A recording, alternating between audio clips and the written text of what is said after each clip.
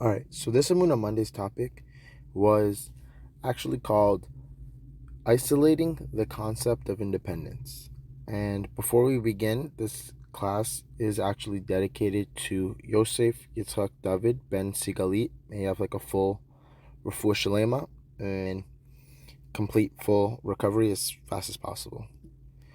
So, the concept of independence, the whole premise about it is the fact that it's isolated. It's all by yourself. So when you say like I'm isolating the concept of independence, it kind of seems like, what are you talking about? That doesn't really make so much sense.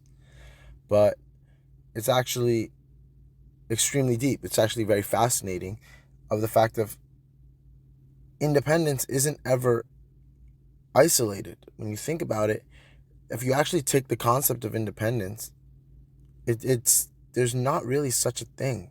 Like we just had 4th of July, and the whole 4th of July is like this whole concept of, oh, it's our Independence Day type thing. But there's nothing really independent about anything. You wake up and you have, oh, I have free choice. I can do whatever I want. I'm independent. But the fact is, you can't. You need food to survive. You need water. You need money. You need all these. You need health. All those things are not independent.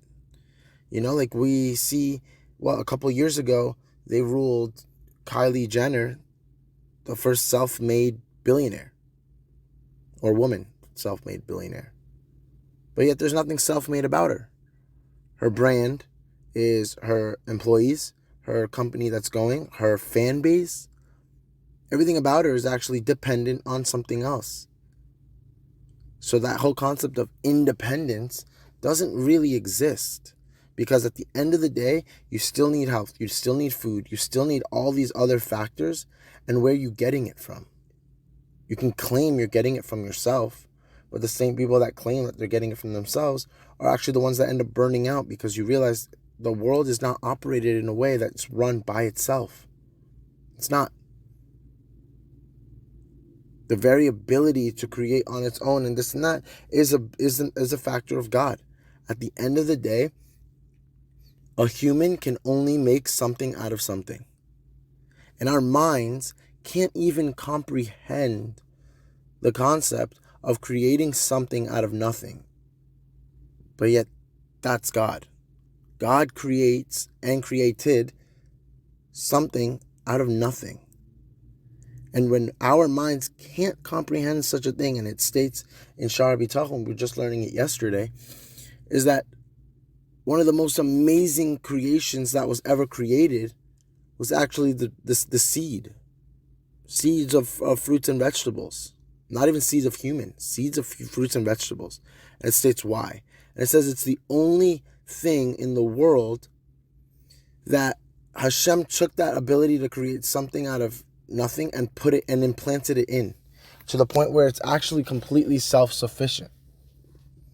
Where if a plant was to grow and then it actually would fall, let's say an apple falls from a tree, nobody needs to touch anything. It by just falling and going, and now naturally the soil will eat it up, and naturally it can grow a whole entire new tree without any factors coming in whatsoever. I'm talking third-party factors, not water, this and that. Like that's all natural. Rain falls, sunlight comes, soil's there. I'm saying you don't have to go and water the plant. By naturally, it's just going to repeat its cycle ongoing endlessly. But yet, even when a human, we can think about, oh, what about humans? The fact that we can reproduce, that's the same thing, but to an extent. Because at the end of the day, there's a male, there's a female, and the male and the female need to get together to produce a child. So there is like this there's that action needed. In a fruit or vegetables, there is no action needed. It's just completely going to just keep replicating and duplicating itself in naturally, just over time. And that's the very thing that keeps our world running, is vegetation. Fruits, vegetables, animals eat them, we eat them, and that gives our energy. And it's like when you understand that there's no concept of independence. God is the one who woke you up. You have air to breathe. You're not independent. Independent means you're completely self-sufficient. Self-sufficient, like food does not, it's not, oh, I can pay for my own food. Congratulations, but you're still relying on Walmart to have it in stock. Or you can have all the money in the world. At the end of the day, we just saw it in the pandemic. If toilet paper is gone, toilet paper is gone. That's it. If gas is gone, gas is gone. You can't be like, oh, I'm self-sufficient because I have my own place, I have my own house, I have my own family. At the end of the day, you still have all these requirements. You have to work to make money. You need air to breathe. You need food. So the concept of independence is not a thing. You're celebrating the fact that you're ignoring God. It doesn't really seem like something to celebrate about. It's like you're only hurting yourself in the long run, because the longer it takes for you to realize that God's the factor, the more pain and suffering you're actually gonna entail. And the whole thing is, it's independent to an extent. Understand, it's independence to an extent, and that's just the way it is. You're independently with God. You and God are together. Think of yourselves as a combo deal. Independent, but yet together, because that's what this world is. There's no concept. If you try to just isolate the concept of independence, it doesn't even exist. It doesn't even make sense. Independence, self-sufficient. You're never at any point self-sufficient. And that's the beauty. That's the beauty of it. You're not meant to be walking this path alone. You're meant to walk it with Hashem. Hashem created the world around the Torah, around everything. There's nothing that's solely independent. Hashem is with it. So as soon as you acknowledge that, you actually realize how amazing life is and how beautiful it is. So I hope you have an amazing rest of the week. I hope your 4th of July was nice. I'll just sneak peek into a preview of what happened yesterday. So pretty much, this was the topic that was prepared. It wasn't shared. While we were there, we saw a bunch of, a nice little group that came in for pizza before it looked like they were about to hit the beach or something.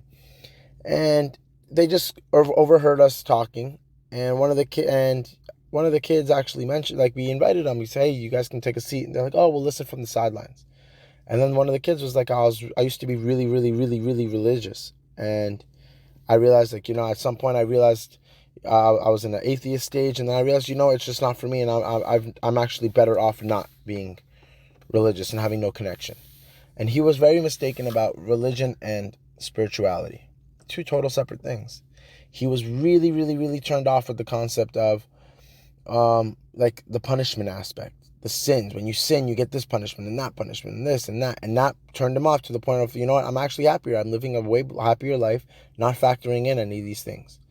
And it turns out we ended up standing there for over an hour, and this kid's claiming that he had no spiritual connection.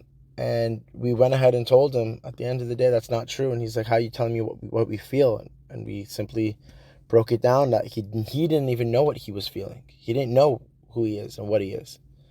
To the point where we told him, you have a spiritual connection. He's like, how are you telling me what I have?